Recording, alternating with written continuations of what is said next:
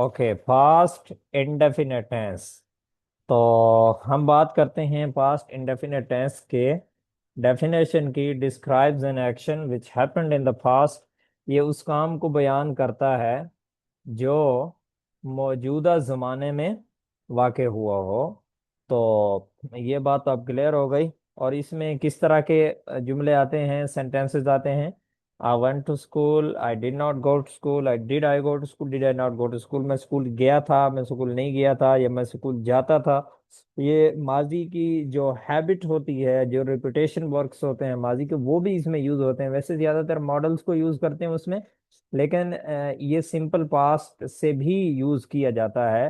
कि स्कूल गया था, ये काम किया था, जो एक दफा किया था, ज्यादातर ये उसमें यूज होता है। तो ये जैसे साइंस है हमारे पास, ता था, ती थी, ते थे वगैरह। अब साइंस का मकसद हमें पता है। क्या मकसद है इनका? जिस सेंटेंस की लास्ट पे आएंगे हमें पता चलेगा कि उसका ताल्लुक किसके साथ है, पास्ट इंडेफिनिट टेंस के साथ है। अगली बात हेल्पिंग वर्ब की है, तो हेल्पिंग वर्ब इसका डिड है।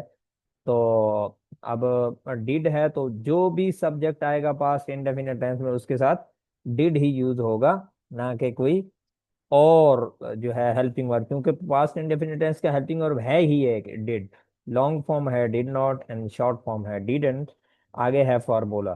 तो फार्मूला आप देखिए, present indefinite tense and past indefinite tense के फार्मूले के दरमियान क्या फर्क है?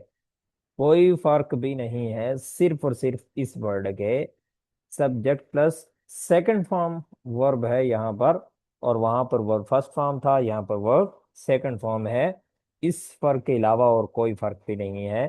तो यहाँ पर ये बिल्कुल वैसे ही, अलबत्ता जब प्रेजेंट इंडेफिनिट टेंस को हम इस फार्मूले के जरिए बोलेंगे या लिखेंगे, पढ़ेंगे, ट्रांसलेट करेंगे, तो हेल्पिंग वर्ब में प्रेजेंट इंडेफिनिट टेंस में डू आएगा या डज आएगा, और पास्ट इंडेफिनिट टेंस में डिड आएगा। बाकी कोई फर्क नहीं है। आई थिंक ये काम अब हमारे लिए बहुत आसान हो गया। आप एक दफा अगर इसको जरा देखें, सारे पेज को मुकम्मल देखें, आपको लगेगा कि शायद ये प्रेजेंट इंडेफिनिट टेंस का छोटा भाई है। छोटा छोटा भाई है, जो कि बड़े भाई की शक्ल देता है। ठीक है, ये आप देख सकते हैं। एक दफा आपको लगेगा कि ये उसका बिल्कुल छोटे वाला भाई है, ये उसकी फोटो कॉपी है। आगे हम चलेंगे। पास्ट इंडेफ अच्छा, यहाँ पर वाह भाई वाह, यहाँ पर रूल्स भी नहीं है। जो रूल्स हमने पढ़े थे वो सिर्फ उसी टेंस के साथ हैं। वो सिर्फ उसी टेंस के साथ हैं, बाकी कहीं पर भी नहीं है। ये भी अच्छी बात है, अल्लाह का शुक्र है, आसान हो गया काम। I went to school, I did not go to school. Verb second form है किसमें? पास्ट इंडेफिनेट के अफर्मेटिव सेंटेंस में। बाकी सब में क्या है? फर्स्ट फॉर्म है। तो फर्क किस चीज से होगा? हेल्पिंग वर्ब से होगा। अगर प्रेजेंट इंडेफिनिट टेंस होता तो डी डिड की जगह पे हम क्या लगाते? Do. I do not go to school. हम डिड की जगह पे डू लगाते। अब आपको ये भी पता चल गया होगा कि वो जो हेल्पिंग वर्ब की डेफिनेशन हमने ये सीखी थी कि हेल्पिंग वर्ब से टेंस का पता चलता है। अब आपको ये बात समझ आ रही होगी। I do not go to school, I did not go to school, we did not go to school. अगर इसको प्रेजेंट बनाना हो तो हम बोलेंगे वी डू नॉट। ये तो बात क्लियर हो गई। इसको आपने पढ़ना है ताकि ये वेंट और गो का जो फर्क है ये समझ में आ जाए। अगला काम वो है जो आपने करना है, यानी कि पास्ट इंडेफिनिट टेंस के सेंटेंसेस जिनको ट्रांसलेट करना है। लेकिन कैसे करेंगे ट्रांसलेट? अभी मैं बोलूंगा नंबर 3। नंबर 3, हम शाम को पार्क नहीं गए थे, क्योंकि पहले अफर्मेटिव वाला सेंटेंस जो है वो हमने मतलब उस पर इस तरह कुछ काम कर लिया है। तो आज हम काम करते हैं किस पर? नेगेटिव पर। आइंदा के लिए ये बात अब रिपीट नहीं होगी। ये टाइम भी, अभी जो 3-4 मिनट मैं इधर दे रहा हूँ, आइंदा के लिए ये भी हम कन्वर्सेशन को देंगे इंशाल्लाह। तो अभी हम बात कर लेते हैं इस पर। हम शाम को पार्क नहीं गए थे। अरे तो ये क्या हो गया? हम शाम, अच्छा, ये कभी कभी मैं कहता हूँ अरे तुझे क्या हो गया, ये इस तरह की बात करता हूँ, तो ये मेरे साथ वैसे कोई नहीं होता, कोई फर्द नहीं होता है। मैं लैपटॉप के साथ या जूम के साथ कभी कभी बात कर लेता हूँ। हम शाम को पार्क नहीं गए थे। तो ये, हाँ, इसको ट्रांसलेट करने के लिए थोड़ा सा जूम भी हो जा, लोग परेशान होंगे। हम शाम को पार्क नहीं गए थे। इसको ट्रांसलेट करने के लिए हमने क्या करना है, ये वाले तीन काम करने हैं। Okay, check the tense, check the sentence and go to formula. Check the tense में दो काम है, यानी कि चेक द टेंस के मतलब टेंस है या नहीं। अगर टेंस है, पहले देखिए कि टेंस है या नहीं। हम शाम को पार्क नहीं गए थे, तो यहाँ पर एक्शन वर्ब है।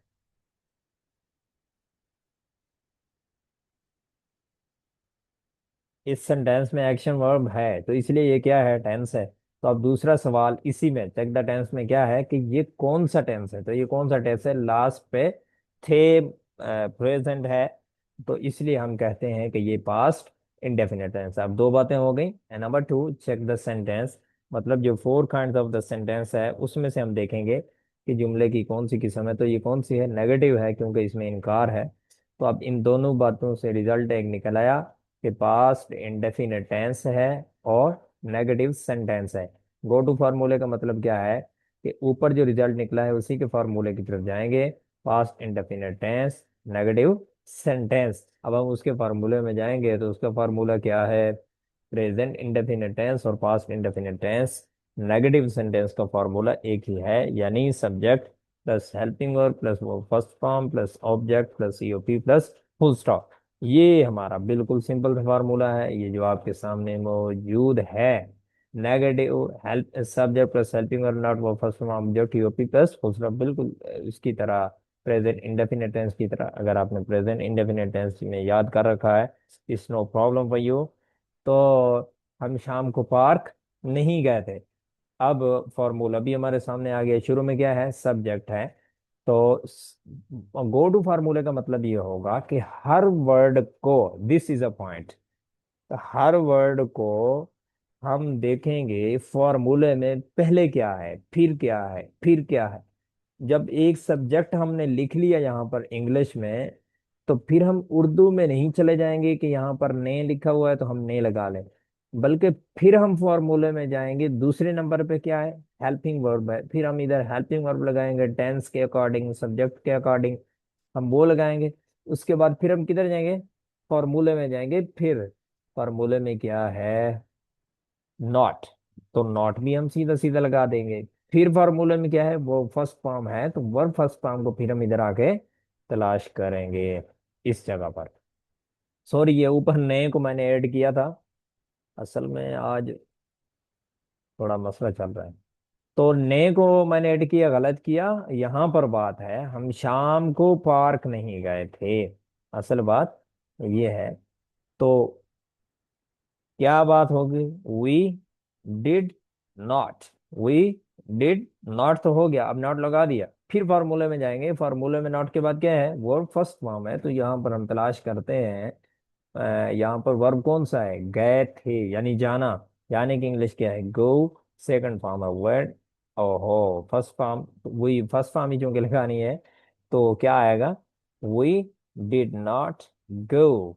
आगे क्या है, फॉर्मूले में ऑब्जेक्ट है, तो यहाँ पर देखिए जाने का काम किसको मुतासिर कर रहा है, पार को। We did not go to the park. अगली बात है जी फॉर्मूले में किसकी, ईओपी की। हमने इधर नहीं देखना कि क्या बचा हुआ है, हमने फॉर्मूले में देखना है। फॉर्मूले में क्या बचा हुआ है, ईओपी, तो शाम को क्या है, ईओपी है, in the evening. This is completed and now you have time to ask the question, and now you have time to leave the comments about this lecture, about this lesson.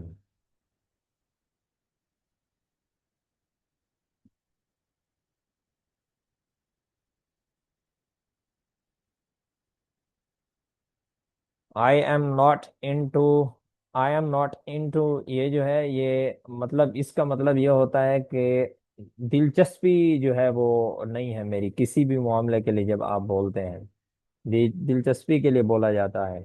और दूसरी जो आपने बात की है, I am broke ही, ये भी natural English में है, इसको बोला जाता है, बहुत ज़्यादा बोला जाता है।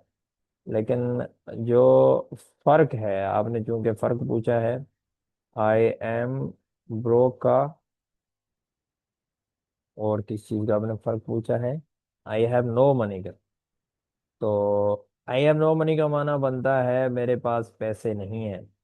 और आई एम ब्रोक के अंदर जो है ये एक आम हो जाता है, नेचुरल हो जाता है, और वैसे इसमें जो मीनिंग है वो ये आ जाते हैं कि यानी मेरी जेब बिल्कुल खाली है या मैं बिल्कुल खाली जेब से हूँ, इस तरह के मीनिंग बनते हैं। अच्छा जी, आप क्या कह रहे हैं? आप कह रहे हैं good lecture taught by you, sir. Thank you very much. All done, sir. Thanks, sir. This class is very interesting. Jazakumullah, Saji Alden. Keep it up. Your efforts will prove it. Ah, very well. We did not go to park in the evening. In the क्या है इस sentence में, ये इसको हम कहते हैं prepositional phrase in the evening, और इसी को हम ईओपी का नाम भी देते हैं, यानी वो प्रेपोजिशनल फ्रेज है और वो ईओपी बन रहा है। We did not go to the park. Jawad Ahmed, ये मैंने आपको रिप्लाई किया था। सर प्रेजेंट कंटिन्यूअस टेंस नहीं करवाएंगे? अच्छा अच्छा अच्छा अच्छा, बल्ले बल्ले। अभी तो टाइम हो गया, वरना मैं आपको एक बात बताने लगा हूँ कि हम सारे टेंसेस पढ़ेंगे, लेकिन हमारी तरतीब जरा अलग से होगी। मैं इस बात को, sir your teaching method is very good, okay जजाकुमुल्लाह। Today class is very interesting and informative about past indefinite tense.